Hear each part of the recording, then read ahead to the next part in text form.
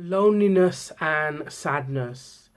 We all have days when we feel lonely, and the very idea of loneliness comes from this false notion that we are alone and nobody wants to know us, and we are all, everybody living in this world are in their own isolated sort of bubbles. But that's not exactly true. A lot of us feel lonely for a number of reasons, and a lot of emotion can trigger that, and experiences can trigger that sense of feeling even more lonely. But whether we are lonely or not, it is impossible to avoid times when we are that we also feel deeply sad, right? And and probably when you're feeling lonely and sad, the last thing most of us want to hear or think about is that we're dealing with profound feelings of sadness, is that the real learning can be found in this place. So what I mean by that is, in the midst of all the pain, we often feel picked on by life or overwhelmed by the enormity of some loss, or simply just so exhausted to try and examine the situation. We may feel far too disappointed or angry to look for anything resembling a bright side to our suffering. Still, somewhere in our hearts, we know that we will eventually emerge from these depths of darkness as we feel it and see it into the light of greater awareness.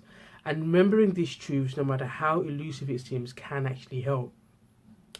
Other things we often would rather not hear when we're dealing with intense sadness is that the only way out of this sadness is to go through it and come out the other end.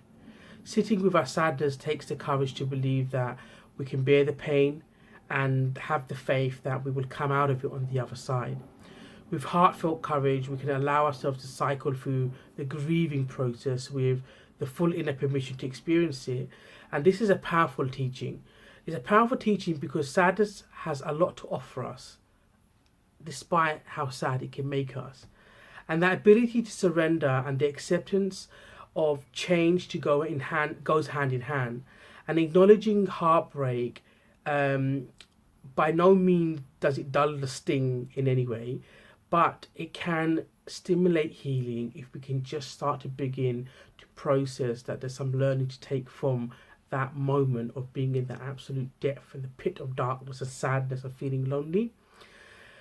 A teaching of sadness is compassion for others who are in pain, because it's the only way, when we feel our own pain, can we then empathize with others and understand how somebody else is going through pain. And sadness is something that we all will go through, and it's not going to stop. If we've gone through it now, there will be times in our lives where a situation makes us feel sad yet again. But what we do need to always bear in mind that we're not always going to be in this state forever.